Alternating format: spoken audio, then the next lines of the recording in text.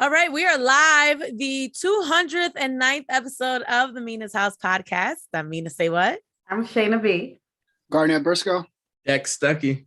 How are y'all doing on this fine, middle of the month week? Good. Honestly, I'm doing freaking wonderful. I'm on like cloud nine. I wish I had a drink with me. This is I'm on my black people stuff. This is grape soda. You know what? I thought it was red wine. Me too, in a wine glass. I wish. Yeah, I had to make it look like something, But I'm it's not so like mad that. at you. I have an essential water. I'm a toast to you, Garnett. I don't know what's going on. Toast to you. We're gonna toast to you. I can tell you what's going on with him. What's going on with him? Garnett is closing houses left and right. He's buying gifts for his clients, and there's a septic tank system that's holding things up. But you know what? That'll get cleared up too. Dexter on Twitter reading tweets, man. I was about to say I didn't see none of this on Instagram. I was just about to say because if you put certain things on Instagram, the people who you don't want to see it, they're gonna see it. If you put it on Twitter, nobody sees it except me. You know what that means? That means you're putting out too much personal information, Garnett. No, it's stuff that I talk to my friends about real quick, and then I gotta at least get it out the way, and then it's not that personal. Okay, well, we're proud of you. You're a whole real estate agent. Thank you. Come through, Pooh. Right. It's going down. Thanks to this podcast in a small little tiny way. And yes, exactly. I got that little idea. Like, let me go check this out. Yeah. You were inspired. That's all it takes. It was a moment. So yep. We actually have another inspirational story coming up later this podcast. Charles J. This is actually Garnett's friend. So Charles had cancer, and he has his own clothing line, and he has an actual physical store, which is very rare in today's age, where literally everybody sells stuff online. You don't even need a physical store. It's almost like now if you have a physical store, you got money. Yeah. Because like you're doing okay in life if you have a physical store, because it's financially, it's like a step up that you don't really need to take if you're doing well online. Yeah. Unless you're Rihanna or whatever. So Charles J is going to be joining us. And then his line was also featured in Euphoria, which is on HBO and HBO Max. Zendaya stars in it. Drake executive produces the show. It's incredible. It's so good. So we'll talk to Charles J. Hopefully, sometimes our guests, sometimes they don't make it on. I think Charles is going to be, he's going to be on it. Okay. Charles going to be on time and on point. Remember Moose? I was just thinking about that. I was talking to someone, they mentioned that interview, and I was like, it's so funny how that whole thing came about too. And or even Mama Jones. Remember Mama Jones was late, and we have finished the podcast. I was in the car doing Mama Jones. Oh yeah. It was a long podcast though. Yeah. We had finished the podcast, and then we went back on just because Mama Jones showed up like an hour late to the pod virtually. Mama Jones. Did you? So it's funny. The recent headlines, Jim Jones said that Mama Jones taught him how to tongue kiss. She talked about that on our podcast. Did you guys think about that? She talked about a lot that she helped him do, and nothing was really off limits. So when I heard that, I'm just like, yeah, that's not shocking to me at all. I was more mad, like, okay, because you listen to our podcast, duh. Right.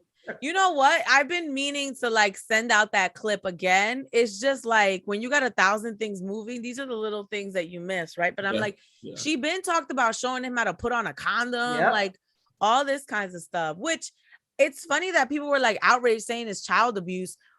Wouldn't it, if you're gonna learn from someone, don't you want to learn from your parent? It's just that people think about the birds and the bees talk, but they don't know how, just because your birds and the bees talk just ended with you and your dad sitting on the couch, you don't know how everybody else's talk went. And everybody encourages that talk, but people don't really know that some people are showing people how to put a condom on with bananas. That talk is different for every family. I don't even know if I had a talk. Or that. I think my mom was just like, you ain't doing nothing. You young, you got a boyfriend, and no, you're not going on the pill. although the doctor suggested it. She was like, no, it's not happening. See, my talk was don't come into this house with the police or pregnant. Or I'm gonna whoop your ass. Those are the requirements in my house. Don't come to this house with the police, and don't come to this house pregnant. It also showed like the lack of like the man in the household, not necessarily on the kissing part because you wouldn't kiss your dad, right? But like even having those talks, or like that's who you will go to when you're thinking about, as a boy, like, you telling him this girl like you about to have sex, and hopefully he's there to, walk you through that, that process to make sure you don't look stupid in the bedroom. So, it seems crazy to have a mother do it, but who else was there? Who else was going to teach her? Unless That's you have exactly those wild what she cousins said. like me. What was that? Unless you have those wild cousins like me. Like I knew what sex was before my dad thought I knew. My cousin was like, this is where babies come from. This is how sex is done. This is a porno. I want you to watch this. We're like 8 years old. We're like 8 years old. And I'm like, Hold on. They actually had to sit you down. I already knew what it was. I was after. Well, I was just young. At 8? I was just young and I playing was with gonna say, toys. Garnett, you was not active at 8. All right, so I'm not talking about like active. I'm talking about like trying to what sex was. Yeah, like that's what we was doing with the HBO at night, like in the middle of the night. That's what's coming on HBO. At 8? Yes. Yeah. No. I might have watched some HBO at night, but I is- was like 13 when I was He is right about that because 8 was the age when I learned about this. But I learned it that year through my cousins. And like, yeah, that's about right. He's right. I might have had a slight talk like when your cycle comes about, and I was like 8 or 9, but that was like, it's too much going on, and I was too young to comprehend what was even this thing was about. So it was like a slight, like, this means you can have babies and don't have no babies. Like, like it was like a slight introduction, but it wasn't, because I think I was so young. Yeah. My mother never, I don't think I ever had a conversation about now you're fertile. Like she was just like, you're a woman now. Don't let no man touch you and don't come into this house pregnant. Like, that's really like, it was kind of like a, this means you can get pregnant. But I was so young getting my cycle that I just was like, I don't even know what this stuff is coming on my body. So I don't even know what you're talking about. I can't believe y'all saying 8. Y'all should have belonged. Y'all belong in the Euphoria show. And look, we knew about that stuff when we were 8 years old. And we still look at them Euphoria kids like, what? Right, because y'all wild and y'all was watching pornos and everything. I would never forget the first time I was forced to watch a porno. It was at a boy's house. I was already in high school, and it was like a group of us.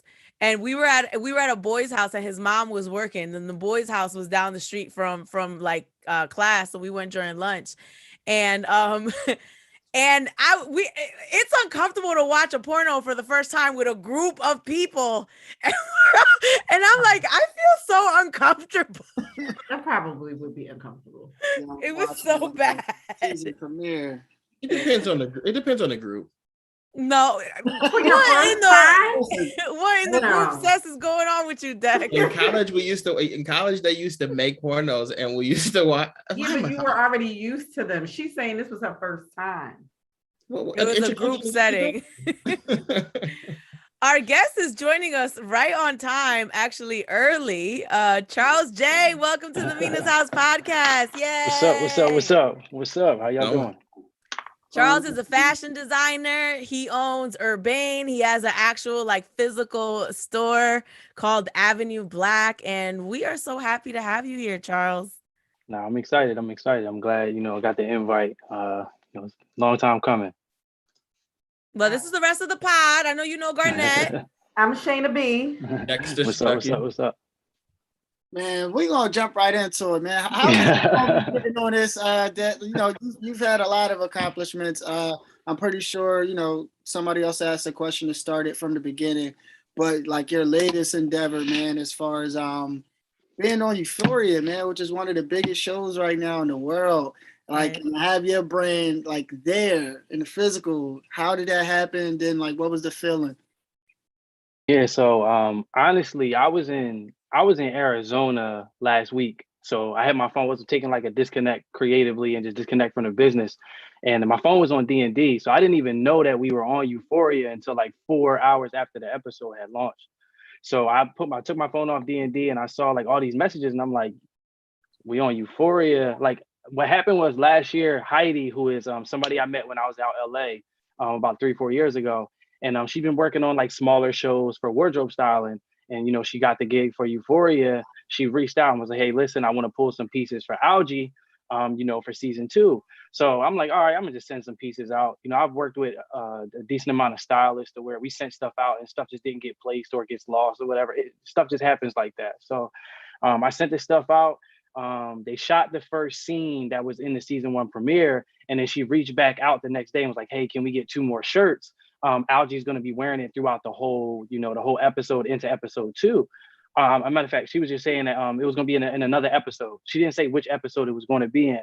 So I sent the stuff out, and haven't heard from her since. And then I thought we would get some type of communication as far as when the episode would drop, but we didn't. So it was just kind of like, we just planted a seed and, when it was going to grow, it was going to grow. And, it just happened to be the largest premiere to ever hit, TV. 2.5 million viewers. So it's a surreal experience. And, it's dope, just to see not only one brand, but I have 2 brands that I run and both of them were on the show. Yeah. So, that just speaks to, just the amount of work that, we've been putting in for the last couple of years. Yeah, congratulations. And I'm sure the stylist didn't even know when it was going to drop because half the time you don't even know what's going to make the scene, like what parts are going to be there. And you might think you have more of a part than you don't, but that's fire. So in total, 3 times you got 3 features on there? Yeah, so it was actually in episode 2 at the beginning because episode 1 was transitioning from, the party that was at the New Year's Eve event. So it transitioned into episode 2, and then we're still getting buzz from customers or people reaching out like, hey, I saw it on Euphoria. So it's just really dope. It's kind of like a confirmation from God, like just to keep going. So yeah, that's awesome. And I know, and Garnett kind of touched on it, and we've learned so much about you and just your journey. And I know one of the things you were saying on your Instagram posts is for other entrepreneurs, like this has been a long time coming. Like, tell us a little bit about your grind and, even connecting with stylists to get the pieces in their hands, because people don't really understand that world and how that works. But I mean, at the same time, it's not made for us to understand it, right? Because the industry's not made to educate us. It's up to us to go and educate ourselves because they got gatekeepers, and that's the reason why there's gatekeepers, because they don't want us in the industry, right? So I mean, just me, kidney cancer at age 2. I had my right kidney removed, went through chemotherapy. I'm a cancer survivor of 28 years now. And when I graduated from college, you're not gonna breathe through that. So clap it up. You're not gonna breathe through. I had cancer. Yeah. So I started my brand Urbane. It's crazy because Avenue Black was actually supposed to be a digital magazine for South Jersey. I just collaborated with 2 of my homies, and the project just didn't work out. And I was always into fashion, so I was like, yo, this is what I'm gonna do. I'm gonna start a clothing brand called Urbane. I'm gonna figure out how to manufacture clothes. I'm gonna figure out the whole process. Then I'm gonna open up a consulting company later on called Avenue Black. And realistically, you transition from, starting the brand. We've been featured in Philly Fashion Week, Huffington Post, 6 ABC. We was on the cover of Essence with DJ Diamond Cuts, 2 UK fashion magazines. I just got the call 2 weeks ago to go to LA Fashion Week in March. Nice. So, I've been a self-taught designer. I did not go to school. I have a web design and graphic design background. And I kind of just like walked myself through the process over the last 7 years. And, now I'm finally starting to see some of the fruits of that labor. I was a district manager at Aldo. So I've been in retail my whole life, so I understand. Yeah, selling us shoes. Yep.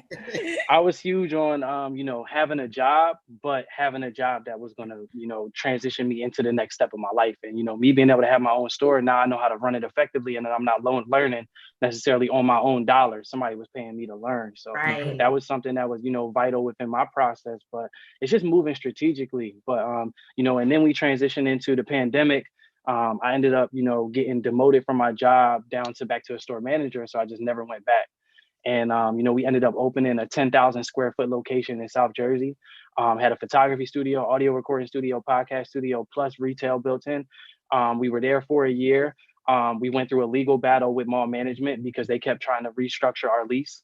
And it was a whole mess. But at the same time, I learned so much throughout that process. And we didn't sacrifice the business model, even though they didn't want us there. So, you know, we fought and, you know, we just decided to cut ties, and then we opened up our store in Deptford Mall literally 2.5 weeks later after we moved out of there. And then, you know, we've been killing it ever since. So Avenue Black is really, you know, a creative hub for South Jersey. We have an 11,000 square foot location that we're going to open up in a couple months.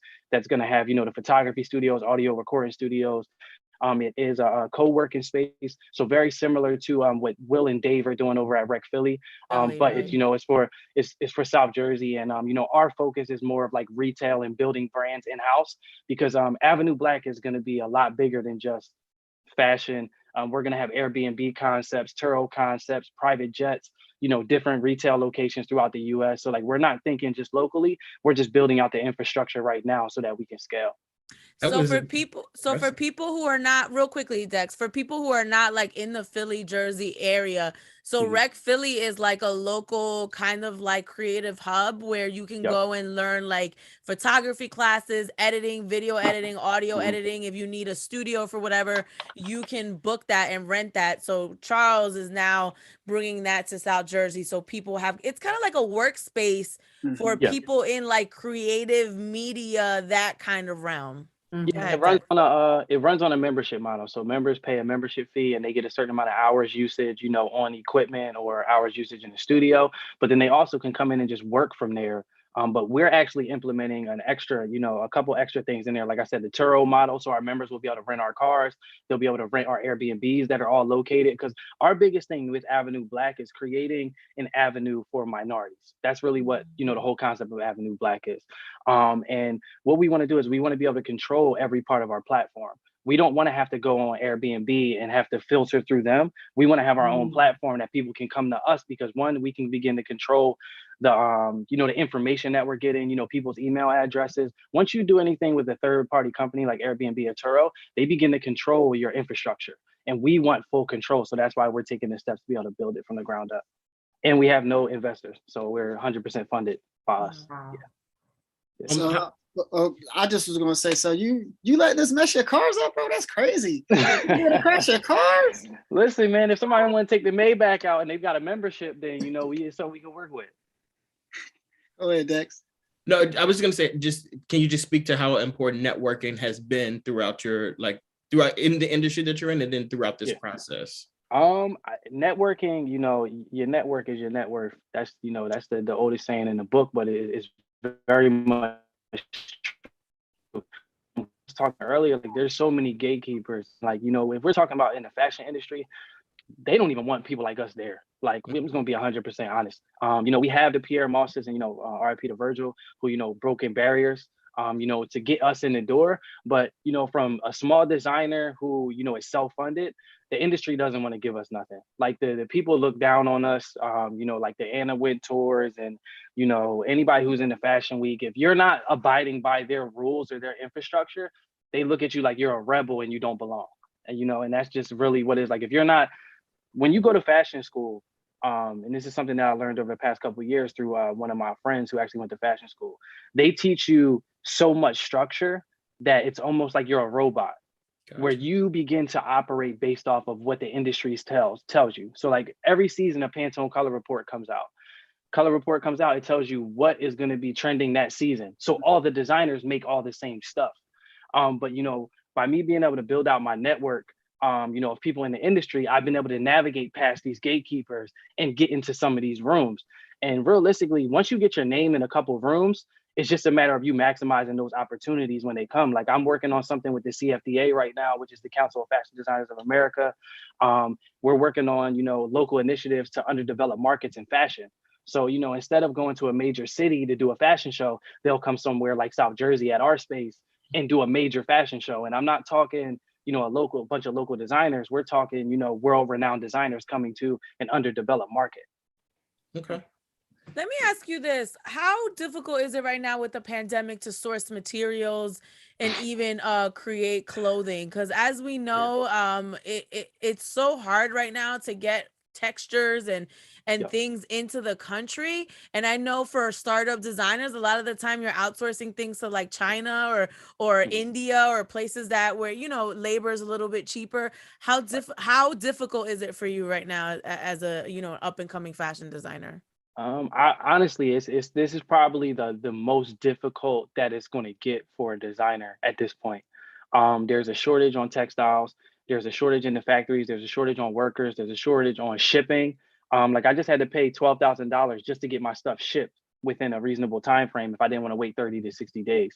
So, if a designer is able to navigate through this, then anything after this, hiccup that we're in, there's going to be a lot of small businesses that end up flourishing because the cost of doing business right now is really, really high.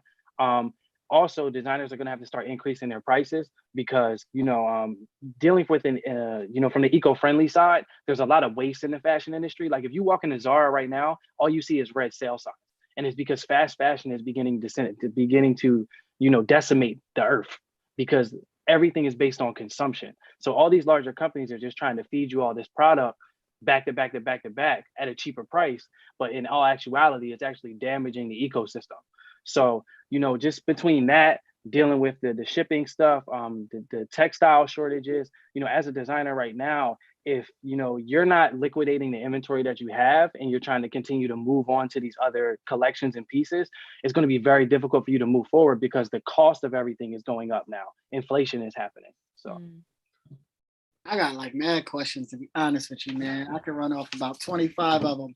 But we were briefly talking about you before you actually got on here, and Mina said something key where she was just like thought it was super dope that you had your own like physical location store. I know you touched on it a little bit, but she was like, to have something like that in this age where you could just sell things directly to customers from the comfort of your own home. You must have money.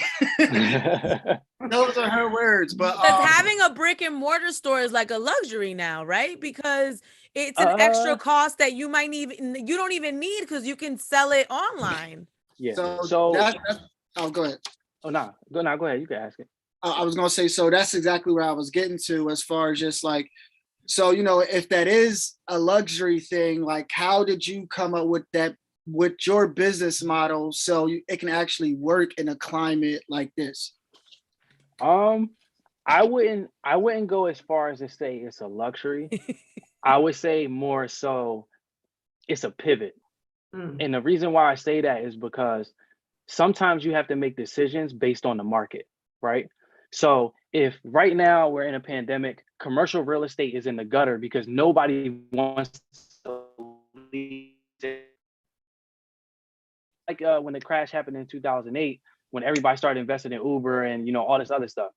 When a pandemic happens or some type of economic crisis happens, that's the best time for you to move, right? So right now in commercial real estate, you can get a commercial space for dirt cheap, and you can probably get your rent for free for the first year, depending on how long your lease is. Or you might just have to pay your taxes in with your CAM or your triple net, your taxes and insurance for the first year, and then you start paying your rent later on. But having a retail store is one of the best decisions that I think we made when we had to transition out of the situation at Gloucester. We dealt with mad racism, prejudice between the police officers, all that stuff that we haven't even went on air and talked about yet. But until now, us moving into till now. Us moving into just a straight retail store was probably one of the best decisions that we made because one, it was testing out a smaller version of our business model to see if it would work. But two, it's giving us access to customers that we've never seen before or who have never seen us. And people think retail is changing. Retail is dying. It's just changing. It's evolving. It's more experiential based versus it being you just go in and you shop now. And like as I go in like other stores in the mall and I'll just like scope out, you see a lost art is customer service. Right. So by us coming in and opening a store that looks luxurious, like we went in, we did the floors, epoxy marble, like we made it look luxurious in the mall so that we stood out. And by doing that, now we focus on our customer service side to where everyone who works at our space is personable, talking about product, having knowledge on the product. And that's a different element now that even in a pandemic, people walking around with masks aren't used to. They're used to just walking in and nobody's saying anything because, don't touch me, I don't want COVID. So, but we're taking the steps to really just change the retail climate and really make it more experiential. Like we're going to do a lot of events. When we open up our space in Turnersville, that's 11,000 square feet. we have 10 to 15 local minority owned businesses that will be selling out of there. Plus, it's an event space. We have a banquet hall. So we'll be doing a lot of the fashion shows, art gallery shows, vendor events. We have, like I said, we have a photography studio in there. So like, it's really about to be like a crazy creative hub in South Jersey. And having an inline retail store in Deptford is going to allow us to drive more traffic right down the highway to Turnersville, which will be like our flagship location. You remind me of like Swiss Beats a lot. I don't know, like your energy and your kind of creativity. Who do you look up to in your space? Like who is the ultimate, person for you? Besides Anna Wintour. No, I'm kidding. It's crazy that you say Swiss, because I was down Art Basel in 2018, and I kind of like spent the weekend, at all the events, and got to meet him, gave him a shirt. He wore a shirt. Hold on. Tell them the backstory. Tell them how you wasn't gonna go. All right. So, I'm gonna try to keep it short because I be talking a lot. So, in 2018 was probably one of the most difficult years I had as a designer. So my manufacturer delayed my production 9 months. I literally had no money in my bank account. I was still working at Aldo while running the brand. And I was depressed for like 3 months. I didn't want to do anything. Literally went to work, came home, sat in the crib, didn't want to design, didn't talk to nobody, nothing. I pulled myself out of that, found a new manufacturer. I dropped a collection that fall called Unbreakable. And that's what the whole concept of the collection was. It was like, I used certain materials that aren't easily destructible. And I built a whole collection based off of those, which is actually another collection I'm releasing. It's made out of vegan leather. So I dropped that collection. I had reached out to Swiss like right when I got my first sample, and I sent him an article from Huffington Post that I was featured in, right in the DM. And he responded. He was like, "Yo, King, that's dope. Keep up the good work." He like a real OG, so he's not going to give you a whole bunch of sentences. So the fact that you got a response from Swiss Beats, I don't care if it's like 2 words. Yeah. That's fact. More than what he's giving a lot of other people. Right. Yeah, no, for real. And I was like forever grateful just for the response. And then, October came when my product came in, and we did our photo shoot. Campaign came out crazy. The reception from the customers was well. So I hit up Swiss, was like, "Yo, how do I get you one of these shirts?" And he was like, "Yo, I'm gonna be in Art Basel this weekend, pull up." And I'm like, "Bro, I don't got no money in my account. And you make it work. Pull up. Yep, you make that work. You get a personal invite from out, Swiss. All of that." Manager was like, because I was a store manager at the time, called my district manager, was like, "Yo, listen, it's December in retail, so getting off is like, ain't gonna happen." Crazy. So I told her, I was like, "Yo, listen, I got to go to Miami this weekend for 4 days. If you try to fire me, you can go ahead." And I just hung up. And then she called me back like, no, you don't have to worry. We're going to make sure the store is covered. I'm like, all right, well, I leave tomorrow morning. So I booked the flight, hotel, went down, hit the first event. It was a panel discussion with a couple of photographers that the one young photographer that was featured on Vogue with the Beyonce shoot. I forget his name on the top of my head, but that was that night. So then we went to a concert the next night, and it was like Busta Rhymes, DJ Manny Fresh. It was wild. I literally stood at the front of the concert with a ShopRite bag with 2 shirts in it. And literally at the end of the concert, I held it up. I was like, "Swizz, yo, what's up?" So he sent his security guard over, he grabbed his shirts. And then, he shouted me out on the mic. And then the next day we went to a paint and sip.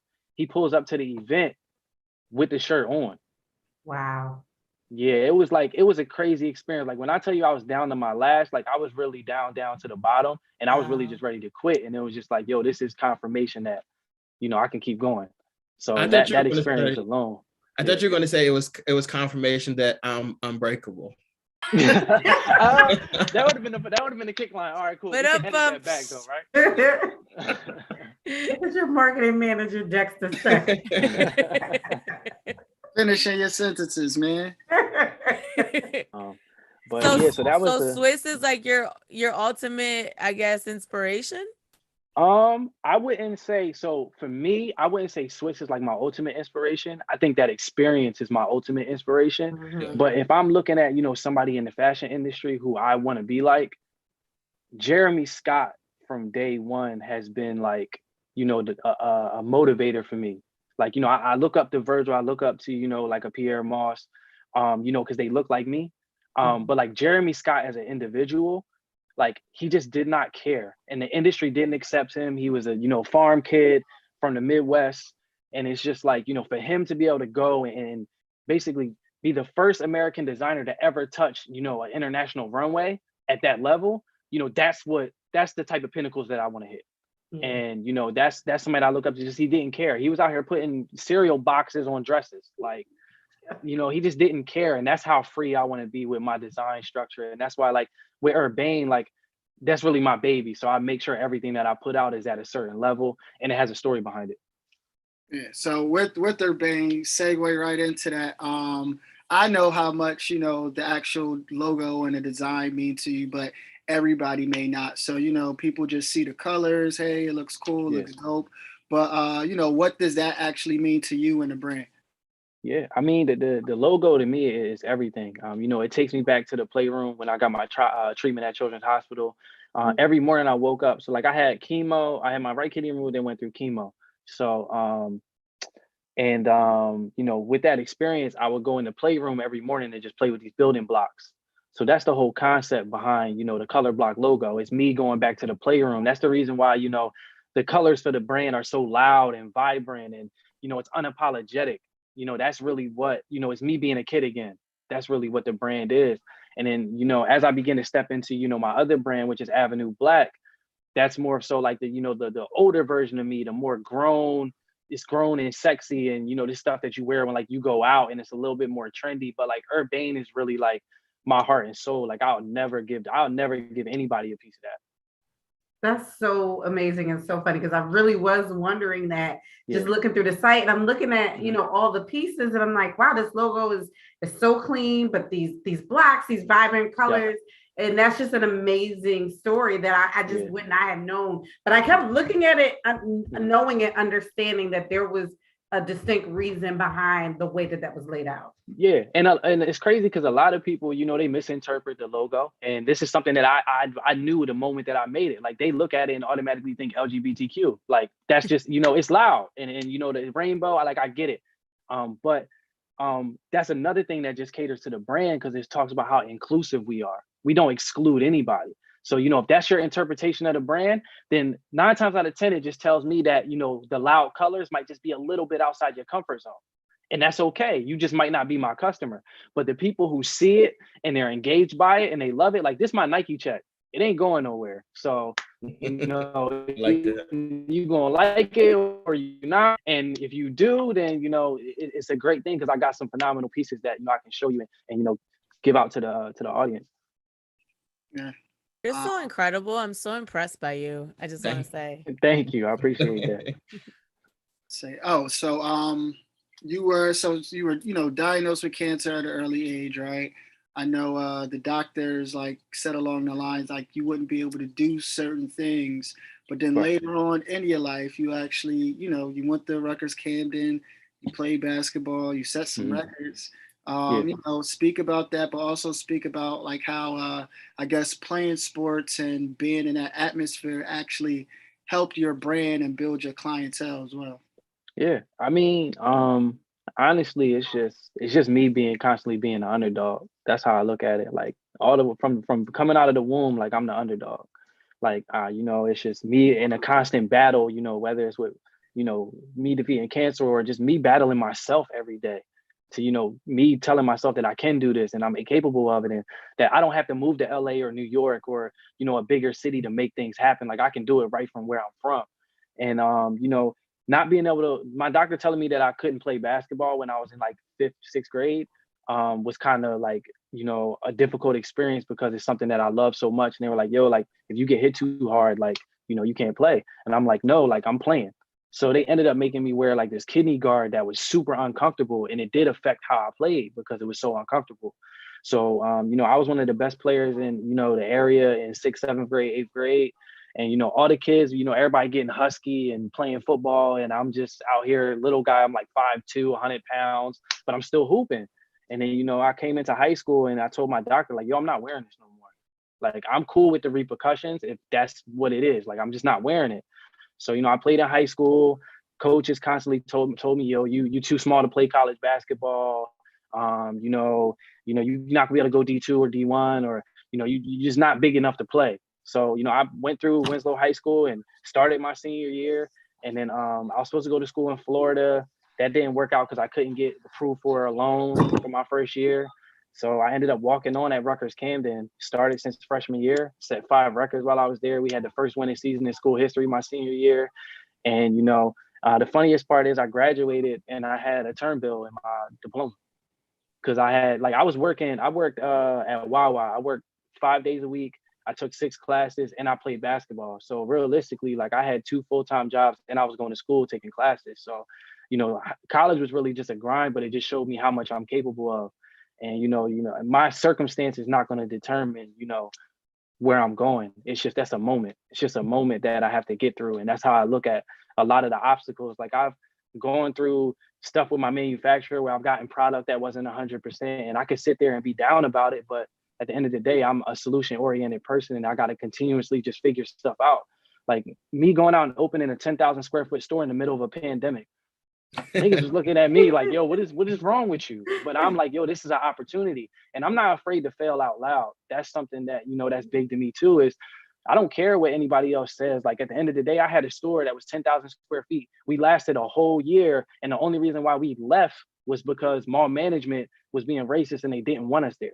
So it's like, you know, and then now we about to open up an 11,000 square foot store. Like, so for me, it's just, you know, the sky's not the limit, it's the view. And, you know, my circumstance is never going to dictate where I'm going, because I always find a way to get through. And that's the biggest thing with being an entrepreneur. Like, it's days where I'm up. It's times where I'm at the club and, you know, I can get a section, but then it's other times where I gotta be the cool guy, come in, slide through the back, grab a drink and then dip. Like, you know, it's just, you know, understanding circumstances and situation. And I think, you know, that's the biggest thing, you know, I learned through sports was, you know, you can be down 20 in the fourth. You gonna lose or you gonna try to come back and win a game. So, and I'm always coming back and winning games. So. Unless you're the Dallas Cowboys, but yeah, we don't talk about that. They messed up my parlay too. The so Eagles. I wasn't going to say that. I said that just for Dex. That was unnecessary. You just did a couple. I have a quick question.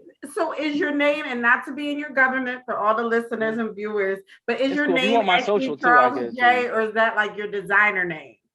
So my real name is Jason Charles Richardson IV. And if you want my social, I could DM it to you. No, that's all right. No, Shayna wants your number. Shayna wants different digits. Listen, my girl a pit bull. She gonna kill both of Oh, trying to kill Mina.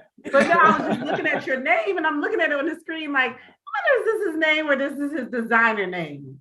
Yeah, so like instead of like my name, you know, from a designer side, Jason Richardson is cool and all, but like Charles J just got a little bit more of a ring to it.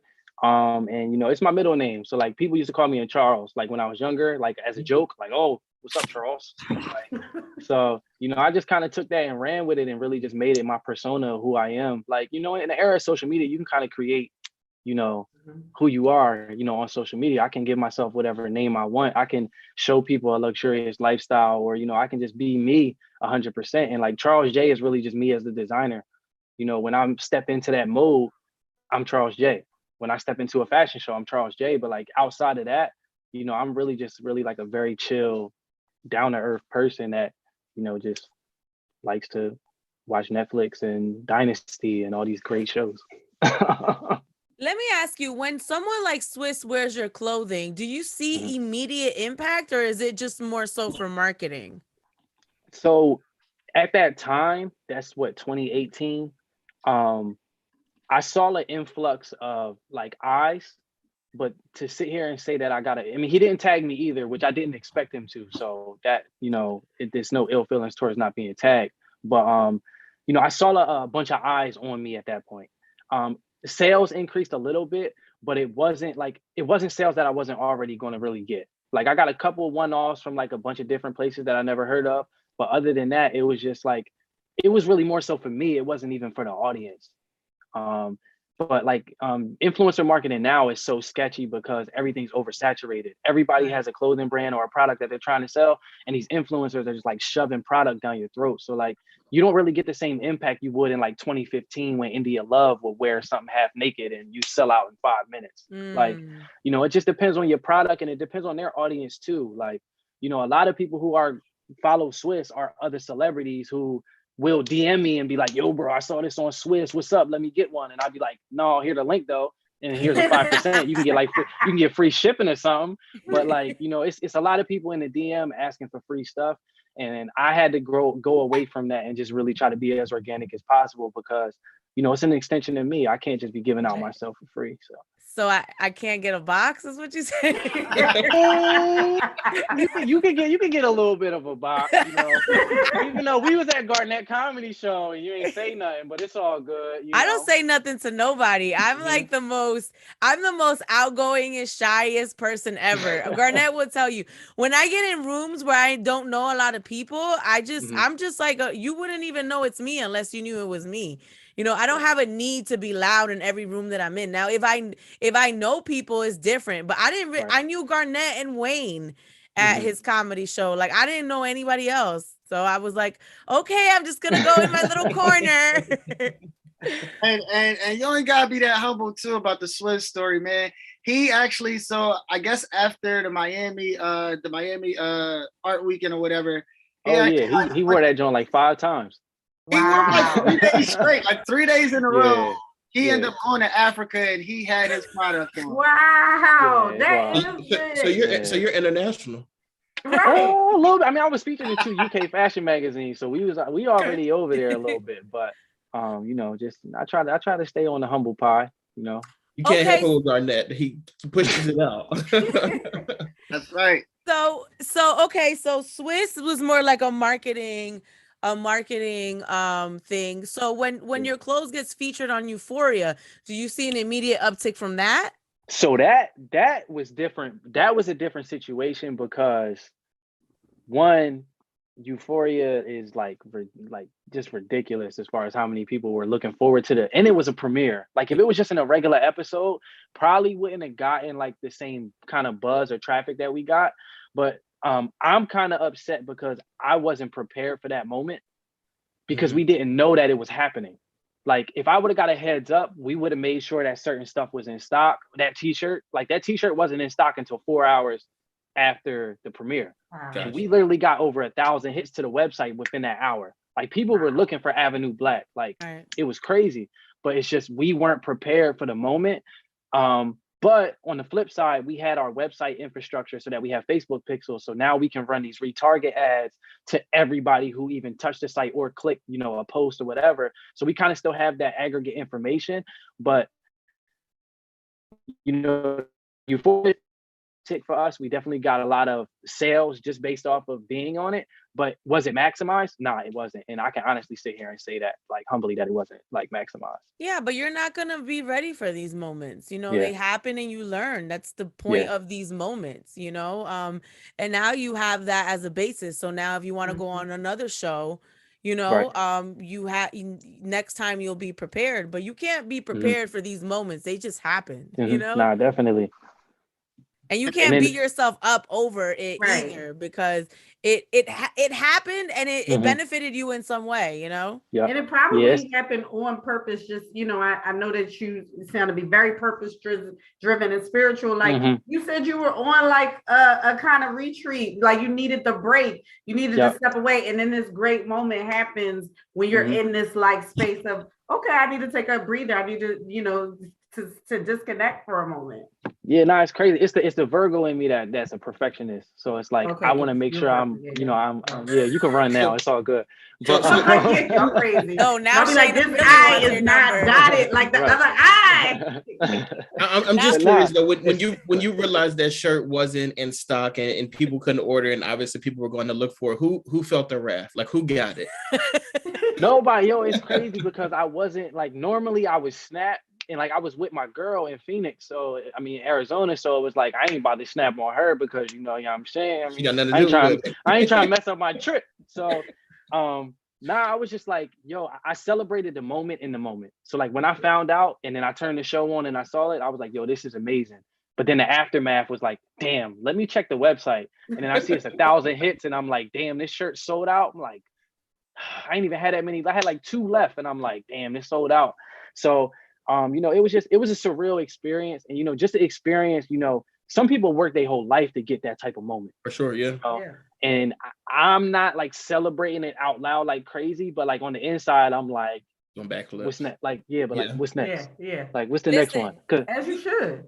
you talk about me being silent. I went on your social media. You should have that picture of Algie wearing your shirt all over your social media. Listen, let me tell you what happened today. Oh wait, I'm gonna backtrack real quick. So when I was on my flight, when I was getting ready to get on my flight to Arizona, LA Fashion Week actually called me. So it's crazy that you talked about being able to disconnect, and you know, they literally called me and was like, yeah, we want you in LA Fashion Week March 30th. Like they called me while I was about to get on the plane. So like that was crazy. But fast forward back to the other part. They just disabled my Instagram. Oh, they was hating. They was hating. Wait, who is they? The people. I don't know. I guess somebody might have tried to hack my Instagram, or I got a notification. I literally tried to log into my Instagram earlier today, and my Facebook actually, and they was like, "Yeah, your account's gonna be deleted in 30 days."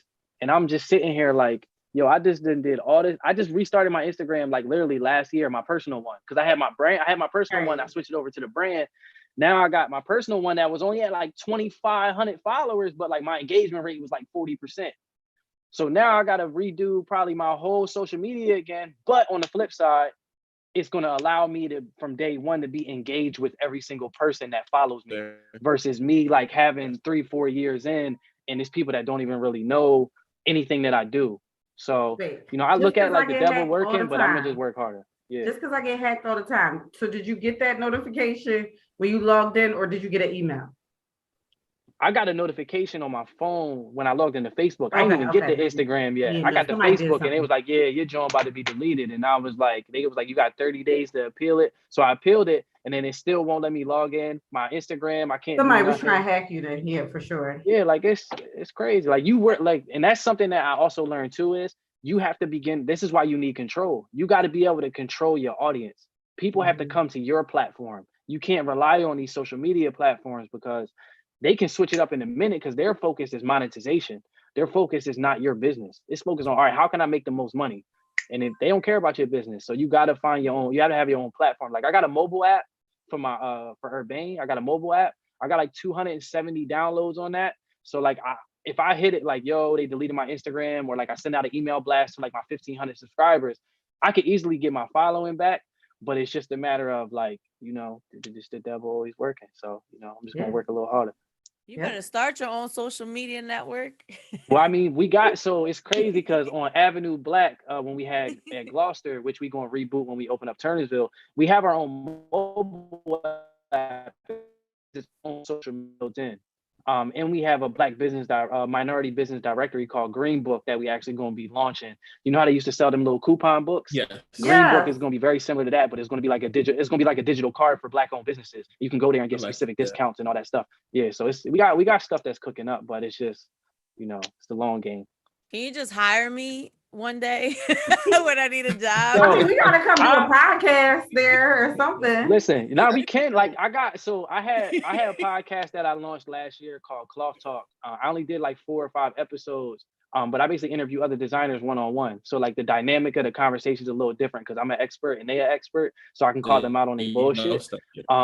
Yeah. So but I just get, you know, deeper into the conversation, but that's going to reboot too, but that's everything that we do at Avenue Black. We do record the podcast there. We do all that stuff. So we can do a live pod at Avenue Black. You can fit like 500 people in there. I mean, I don't know what y'all feel about COVID, but let's let the numbers go down. Right. So this is the 209th episode. When we get to like 250. Yes. Hopefully. So we can sign the paperwork right now. we at Avenue Black. Nah, we gotta put a COVID clause in there. We gotta put a COVID clause in there. You ain't gonna need no COVID clause. You're good. If you already had it, you good. Let's not get into that conversation. So for the people who would like to follow you on whatever social media you have left, like what would that be? Like where can they find you? Not left. They deleting this stuff. They taking it down. You got Snapchat. I got PTSD, and you just putting me through. You just putting me back through. It's all good though. Honestly, like at this point, just pull up to the store. I don't care where you at. If you gotta take a flight to Jersey, and just pull up to the store. No, I'm playing. Go the avenueblack.shop, the Instagram for that. You can, contact me on that for now. Twitter, I'm at the Charles J _ because last year they disabled my Twitter account.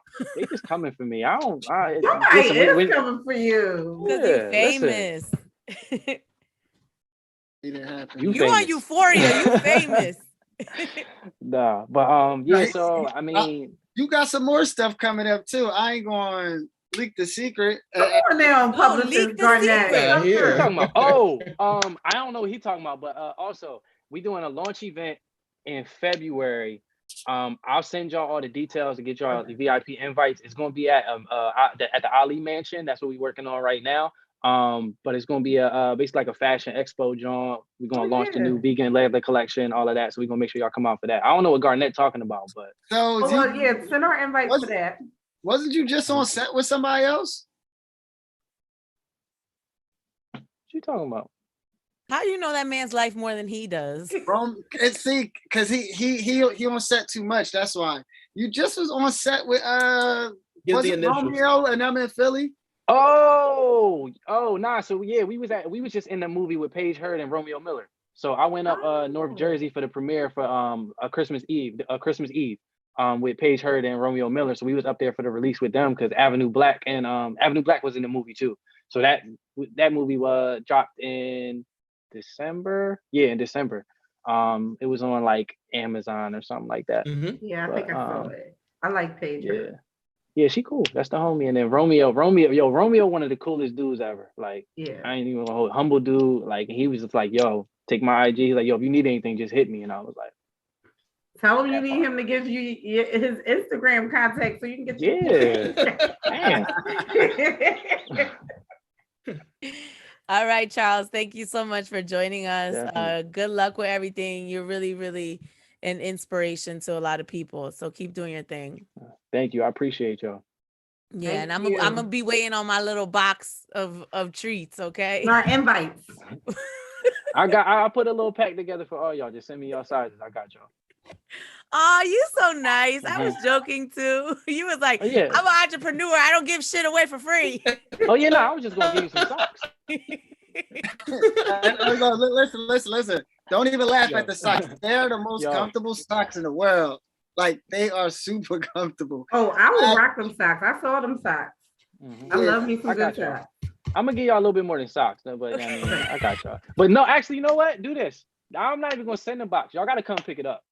Okay. Y'all gotta pull up to the store. All right. Y'all just gotta let me know in advance because I don't really be there like that. Okay. Because you the boss. And he keeps till days over. I'm out. Peace. And it's gonna be on Do Not Disturb, so we really got to let him know in advance. Yeah, that's the greatest feature ever made. I ain't gonna lie. It is. Like, It's so awesome. It's terrible. I'm not gonna keep talking because I'm gonna keep going. So. All right. Thank you, All Charles. right, bye, Have a good Charles. night. I appreciate you, bro. He was good. Very inspiring. You know, I hate when people brag and stuff like that, but I will say though that when it comes to like booking guests and stuff like that, I think we do a phenomenal job. Garnett, like he's a friend of Garnett's, but I don't remember who suggested that we interview him. I don't remember. Oh God, it's a collective. But that was a but that was amazing though. Like that was very like that. I think that's what we needed to kick off 2022. For sure. I've been communicating with D-Ray Davis. Right. FYI. But D-Ray's like, can you send me some examples of the pod? You can go on YouTube. You can follow us on Apple Podcasts, Pandora Podcasts. So I'm going to send it to D-Ray, but I am communicating with him. So hopefully we can lock that down soon. Real quickly, let's get to some of the stuff in our feed because I do want to talk about some of this stuff just real quickly. So Kanye West has been in the news about some of his struggling woes with parenting, not so much on his end, but just navigating kind of like Kim Kardashian being in a new relationship, him being in a new relationship. Obviously he wanted her back. She didn't want him back. He moved across the street from his kids' house just to be close to them. And then recently, Chicago, his daughter turned 4. He wasn't even invited to the birthday party. Travis Scott actually called him, told him the address. He pulled up. Security tried to block him from coming in to his own daughter's birthday party. And then Kylie had to come and stand down the security. Can we talk about this difficult parenting moment? Because at first it was like, it seemed like Kim was cool and they were the best of friends. And she's showing up at his album release party and Donda, she in the white dress. And now all of a sudden you got a boyfriend and you acting real funny. Let's talk about this. Yeah, you hit that nail on the head though, Mina, because I forgot about all those moments. I'm gonna let you go right now, but I actually forgot about these moments that transpired over the last month. Go ahead, Garnett. No, just unless something transpired that we don't know about. I mean, to hold a father away from their children, like I said, unless something happened, like that's a little crazy. What I will say is too is that Kanye a little too rich to be dependent on somebody else's birthday party. He should have had his own birthday damn party for her and made it bigger and made it better and invited her there. So that's how I view it. But like, yeah, if that's the type of game she's playing for no reason, then that's actually pretty dangerous. That's not cool at all. If I'm Pete Davidson, I don't even rock with that. Like, you should want the father to be there if he's a good father, and also, you know, being respectful to you just as a person, you know. So yeah, I ain't rocking with that without an answer. Dex, don't make those eyes. Because regardless of what Kanye has done, this woman wanted kids so bad that she had two people carry some of these other kids to have kids with him. That's how bad she wanted to continue to have kids with him. Kanye knows, but let me just say, he has been on record saying he is an awesome father. So again, we don't know what happened, but that's what she said. I'm going off of what she said. You know what? Let me tell you what he said. When I woke up Saturday morning, the very first thing that I heard was Pete Davidson better get security because I'm gonna beat him up. And a Kanye West song that he has with the game. He said it. And then you think I'm gonna have you, I'm Kim. You think I'm gonna have you around my man after you just said you're gonna beat him up? No. So this is a new man. They've just been dating yesterday. He might not be around in a year. That man gotta get set. This is his child. And then if that was the reason, Kim could have said that. That's not what Kim said. That's what she said. Kim said, I know. He was having another party later. She didn't think he was having another party later. Well, look, we not on the same page. We not on the same page. Like I don't want no drama, no BS at the kid's birthday party. And guess what? When you was in Wyoming, you was missing plenty of birthday parties. So like, let's not act crazy now. You weren't always worried about being at these kids' parties. You wanted to be petty. I don't know. I just think that Pete Davidson might not be around a year from now. And like, why would you deprive the father of your child that fourth birthday, which you will never get again, for a man that might not be around in a year, girl? And it wasn't just her party. It was a combined party with what's the Travis story? Yeah. So the best part of Kanye's story, you know, was I called Tristan and he tried to ask Chloe, and then he said he don't know the address. I was like, when Kanye got called Tristan first, it's definitely a sad day. But you know Tristan don't got the damn address. Tristan had the address. Tristan's on D&D. He like, I'm still trying to get back in the house. I can't get this man his address. I just had a baby. Hold on. So was Tristan there? And I don't know. He said when he called Tristan was trying to ask Chloe, and then Tristan said he ain't know the address. Man, that sounds like Tristan was there, man. It sounded like Tristan did all of that. But it is something a little, I'm not going to say fishy, right? But it could just be Kanye being Kanye again. He probably had the address. He probably had the address. I don't think he had the address because it was a combined party, and it looks like it was not at their houses. It was at like my last theory on this, and I shared this with Shana, is that you notice with the Kardashians, it's always one of those things where they be trying to play damage control situations. So when they're like, Kanye's like, he did another video. I had to get the address from Travis Scott, and I'm like, this could be a campaign, an endorsement to try to make us get on the good side of Travis Scott. Like, he helped Ye get in there to be at his daughter's birthday party. So we can forgive him. Like, I don't know. They're not using Kanye to get on the Travis good train. And just to back it up, what we do know is earlier in the week, Kanye said that security stopped him from going to Kim's house too, which I do believe that once you're divorced, there's conversations about that. But there was never a conversation to their daughter to understand Daddy can't come in here anymore. Like, there's a lot of things that need to happen that like maybe they shouldn't worry about their dating lives so much, both of them, and focus on like their children and how they move forward in this new chapter that they're in. All 5 of them, because that's a lot of kids. Okay, I woke up this morning to a text message from my boyfriend from a website, and this is the headline that I'm going to read to you, right? It said, and this is from Black Sports Online. Partisan Fontaine broke up with Megan Thee Stallion because she is allegedly an abusive, mean drunk. And then my boyfriend's commentary at the bottom is Tory is innocent. Why is this on blacksports.com? I'm confused. I thought you was going to say because she dating Tristan Thompson. Or, I don't know, like some basketball player. I'm citing the source. Okay, no. Yeah, but like, why is the source concerned about this? Right, like they ain't got. I swore this was going to lead to she was dating a basketball player, and that's why it's on blacksports.com. Blacksports.com saying like they was able to slow that. But you know what?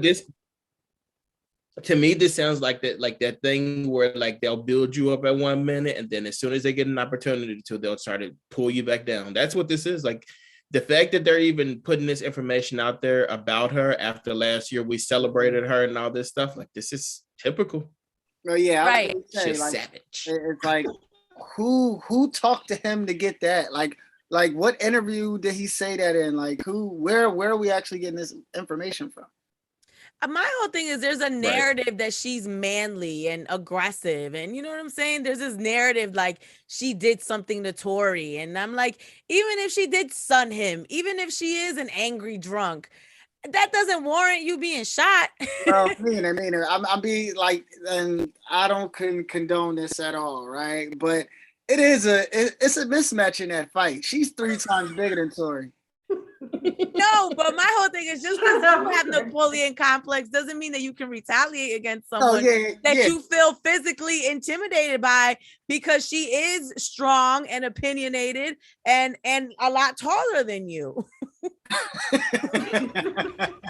I just don't think that, even obviously she may drink, she may have fun, she may even be aggressive, but from what she said about Party is the reason why she likes him is because he's like very manly and very these things. So I don't like that narrative. Like we're gonna just make it seem like she this mean old drunk and she did it. Like I don't like that. And now I gotta question blacksports.com on all the stuff that they said. I agree with that because it's like there's plenty of y'all who be getting crazy when y'all drink Hennessy. And it's like right, and everybody's like, oh, I'm drunk off the Henny. So when it's a man getting crazy off the Hennessy, now all of a sudden that's okay, that narrative's okay. But when a woman now maybe gets a little intoxicated, now you want to call her a mean drunk and she aggressive and she this. I just don't like the narrative that y'all are a little different. Y'all are a little different. Because if the 4 of us got drunk together, me and Garnett might argue and fight with each other. If the 2 of y'all got drunk with the 2 of us, ain't no telling who you would hit. Me, Shana, Garnett. Like girls don't care. They just don't care. Yeah, but I'll tell you one thing. I wouldn't describe this girl or any woman as being mean. Like, have y'all heard Party's music? He's not saying the word mean. Are you kidding me? Who wrote that? This is also true. That's very true. She's mean. That was what I'm talking about. Well, she must have pissed off one of Party's friends that might play sports or something. Or the writer, one of the blog writers on that site. Listen, I was just trying to cite the source, but that's what my boyfriend texted me this morning. I swore it was going to say, and now she dating Tristan Thompson. Like, I swore this was why I was on this network. She'd be pregnant by him. Because he don't date. He just have babies. Baby maker. All right, y'all. That's the 209th episode of the Mina's House podcast. This is a good one. I'm Mina SayWhat. I'm Shana B. Garnett Briscoe. Stuckey.